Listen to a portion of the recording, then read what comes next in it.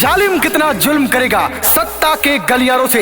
Gram सभा चंद्रामऊ रसीद पट्टी की गली गली गूंज रही है शकील प्रधान जी के नारों से। तो भाइयों बहनों याद रखिए, आने वाले 2026 के ग्राम पंचायत चुनाव में चंद्रामऊ रसीद पट्टी से अपना प्रधान शकील प्रधान को बनाना है, अपने क्षेत्र में विकास की गंगा बहाना है। Mobile number 89 24 85 85 91।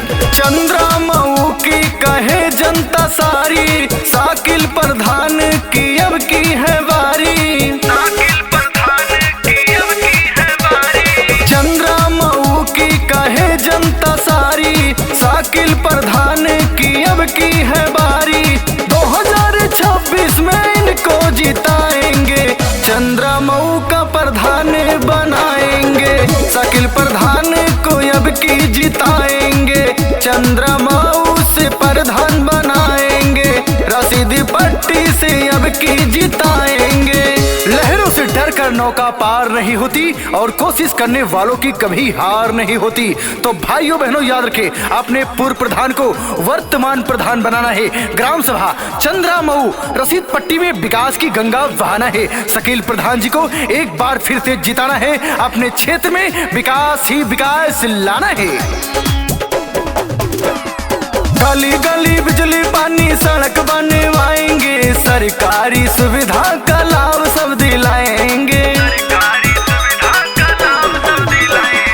गली गली बिजली पानी सड़क बनवाएंगे, सरकारी सुविधा का लाभ सब दिलाएंगे। किसी विरोधी के झांसे में न आएंगे, चंद्रामऊ का प्रधान बनाएंगे। शकील प्रधान को अब की जिताएंगे, चंद्रामऊ से प्रधान बनाएंगे। रसीद पट्टी से अब की जिताएंगे। दादा ने ठाना है, दादी ने ठाना है, माताओं ने ठाना है, बहनों ने ठाना है, भूल नहीं जाना है। इस बार अपना प्रधान शकील प्रधान को बनाना है। चंद्रामऊ रसीद पट्टी में विकास ही विकास लाना है और विकास की गंगा बहाना है। न जात की बात होगी न धर्म की बात होगी, मुद्दा है विकास का, विकास की बात होगी। न जात की बात होगी न धर्म की बात होगी, मुद्दा है विकास का, विकास की बात होगी। सगरों विरोधियन को सबक सिखाएंगे, चंद्रामऊ का प्रधान बनाएंगे।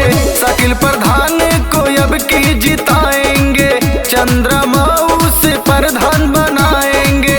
रसीद पट्टी से अब की जिताएंगे।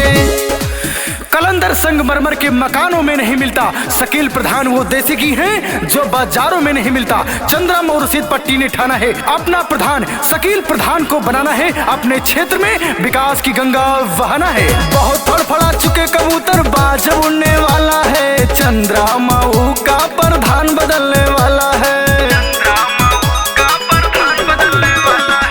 बहुत फड़फड़ा चुके कबूतर बाज उड़ने वाला है, चंद्रामऊ